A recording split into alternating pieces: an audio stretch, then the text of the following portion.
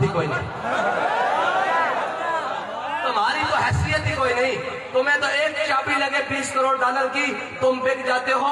हमारे बड़े तो वो थे जिनको खरीदने के लिए शाह इमाम अहमद नूरानी को खरीदने के लिए जब उस वक्त के कादियानी आए, उन्हें कहा सिर्फ आप ये कह दें कि जो मिर्जे को नबी मानता है वो तो काफिर है, जो मिर्जे को अपना मुसरे और जनाब रहबर मानता है वो काफिर नहीं। और ये 2 करोड़ पे आपकी जनाब खिदमत में पेश करते हैं। 1974 में लेकर आए, आधा कराची खरीद सकते थे, लेकिन मौलाना शाह अहमद नूरानी कहने लगे तुम बड़ी देर से आए हो, हमारा सौदा पहले हो चुका है। उन्होंने कहा किसी ने आप हमारे से ज्यादा आपको ज्यादा पैसे दिए हैं? कहा गलीजों, मेरा सौदा बाजार मुस्तफा में हो चुका है। या रसूल अल्लाह,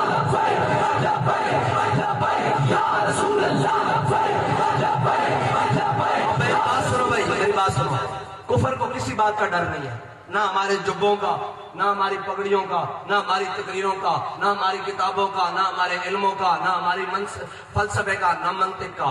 वो एक बात से जरूर डरता है, वो कहता है ये फाका कश जो मौत से डरता नहीं, जरा रूहे मोहम्मद इसके बदन से निकाल दो। कहता है ये जो इसका ताल्लुक है ना अपने नबी से, मुसलमान अमल से आरी हो सकता है, बेनमाजी हो सकता है, रोजा छोड़ सकता है, हज छोड़ सकता है, ज़कात छोड़ सकता है, अमल से आरी हो सकता है, कमजोर हो सकता है, लेकिन कोई मुसलमान ऐसा नहीं कि वो जितना भी गुनाहगार हो उसके सामने उसके नबी के बारे में बात की जाए तो वो गैरतमंद बन के उसके सामने खड़ा हो जाता है।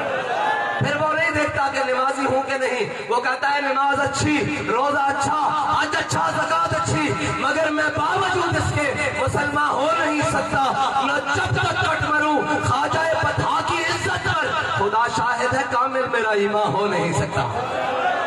हाँ, मैं आपको बताने लगा था कि कुफर किसी चीज से नहीं डरता। ये जब लब्बैक या रसूलल्लाह का वो काफिला गया ना वजीराबाद तक, मैंने कहा तुम वजीराबाद को भूल गए हो कि तुम्हें गलतफहमी होनी शुरू हो गई है। हाँ, और हुजूर के गुलाम आज भी वैसे ही चलना जानते हैं। जब मैं वहां था उनके यहाँ गिरफ्तारी में तो मुझे कहने लगे हमने आपके कारकुनों को जो है ना वो दरिया चराब नहीं क्रॉस करने देना था। मैंने कहा क्यों? कहने लगे हमने पानी रोक रखा था पीछे हेड में, हमने पानी छोड़ देना था। मैंने कहा तुम्हारे दरिया का पानी कितना बुलंद जाना था?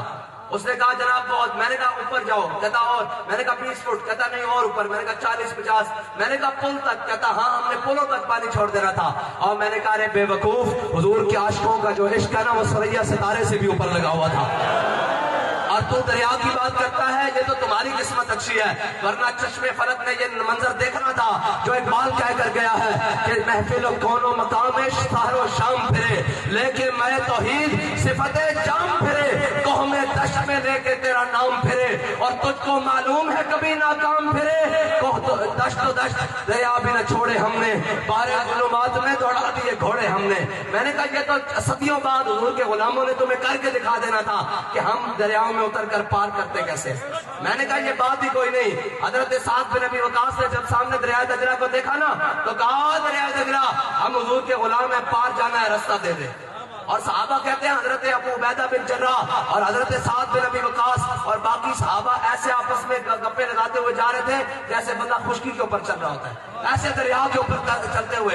जब हजरत साद बिन अबी वकास दरिया के किनारे पहुंचे ना और कहा कि किसी की कोई चीज दरिया में तो नहीं गिरी, कोई डूबा तो नहीं। उन्होंने कहा एक मुजाहिद है जिसने अपना प्याला मुंज की रस्सी से बांधा हुआ था, मिट्टी का प्याला, वो दरिया में गिर गया है। हजरत साद बिन अबी वकास खड़े हो गए दरिया के किनारे। उन्होंने कहा हमारा हाकिम, हमारा खलीफा उमर रियाया पर जुल्म नहीं करता, वो अदल करता है, हम तुझे उस अदल का वास्ता देते हैं, हमारा प्याला वापस कर। हजारों का लश्कर गुजर गया, एक प्याला गिराना प्याला। साहबा कहते हैं थोड़ी देर बाद प्याला ऊपर तैरने लग पड़ा और उसने पकड़ के ऐसे मुंह के अंदर कर दिया। हुजूर के गुलामों की शान ही बराउल बरा है। हाँ, हुजूर के गुलामों को आजमाना नहीं चाहिए। हम ये कहते हैं इंसान बन जाओ, ये ना हो कि फिर ना तुम्हारी बांस रहे ना बांसुरी, हाँ फिर बात ही कोई और बन जाए। हुजूर के गुलामों का ना छेड़ा करो। हम बड़े मिस्कीन लोग हैं अपनी जात के बारे में, हम बड़े आजिज लोग हैं अपनी जात के बारे में, लेकिन हुजूर की इज्जत के बारे में हमारा सीना ऐसे खुला हुआ है। ہمیں کوئی گالی دے, ہمارے ماں باپ کو کوئی گالی دے, ہماری نسلوں کو, ہمارے بچوں کو, ہم جس جو چاہے ہمارے بارے میں کرے, لیکن اگر کوئی حضور کے بارے میں بات کرے گا تو پھر ہم حضرت حسان کا جانتے ہیں کیا فرمایا. فرمایا فَإِنَّ أَبِي وَوَالِدَتِي وَإِنْ محمد منکم بِقَاؤ. کہا یا رسول اللہ میں بھی, میرے ماں باپ بھی, میری ساری عزتیں آپ کی عزت پر قربان. پھر ہم نہیں سنتے, پھر تو جناب سکا بھائیوں, سکا بھائیوں, یہ حضرت محیصہ, یہ حضور کے یہ دو بھائی ہیں, حضرت محیصہ اور خویصہ.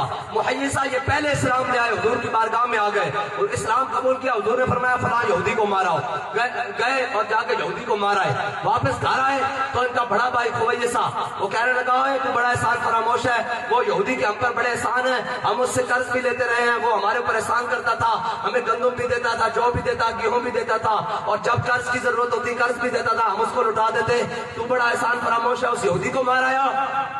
حضرت محیصہ نے کہا کہ اگر بات اندر ہوئی نا تو 14 صدیاں بعد جو مسلمان آئیں گے وہ کہیں گے نہیں نہیں جی حضور کی عزت کا مسئلہ ایسا تو نہیں ہے, ذرا تمیز سے بات کرنی چاہیے. ایسے کھڑے ہوں گے ایسے.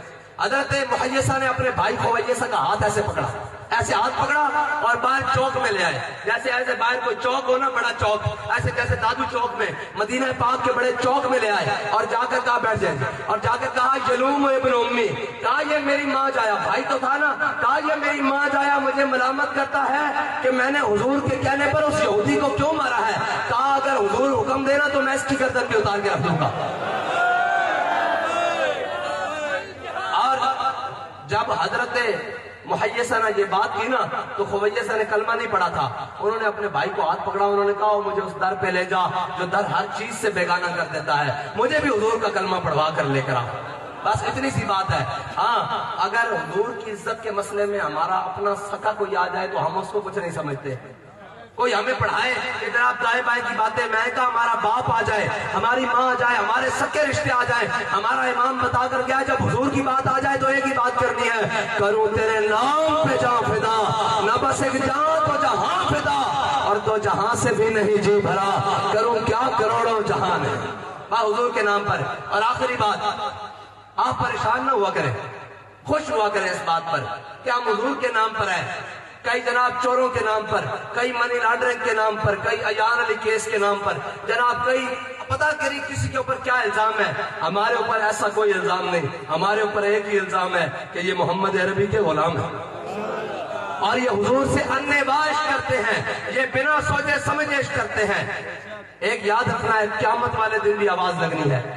انہیں کہنا جناب ناموس رسالت کے غدار آ جائے تو یہ عمران پارٹی ساری آ جائے, انہوں نے کہا ختم نبوت کے غدار آ جائے یہ نواز لیگ گنجا پارٹی ساری آ جائے گی, اور جناب انہوں نے کہنا یہ دین کے غدار آ جائیں, یہ پی ڈی ایم ساری پارٹی, یہ زرداری پارٹی, یہ سب سارے آ جائیں گے. انہوں نے کہا ختم نبوت کے پہرے دار آ جائیں, امیر المجاہدین بھی آ جائیں گے اور پیچھے ہاتھ باندھے ہم بھی آ جائیں گے, اور منظر یہ ہوگا کہ ہم سوئے حشر چلیں گے شاہ ابرار کے ساتھ, اور قافلہ ہوگا رواں قافلہ سالار کے ساتھ. یہ تو طیبہ کی محبت کا اثر ہے, ورنہ کون روتا ہے لپٹ کر در و دیوار کے ساتھ. بس میری تقریر ختم ہو گئی, سارے ہاتھ بلند کریں, سارے بڑے چھوٹے دونوں ہاتھ بلند کریں, ہاتھ بلند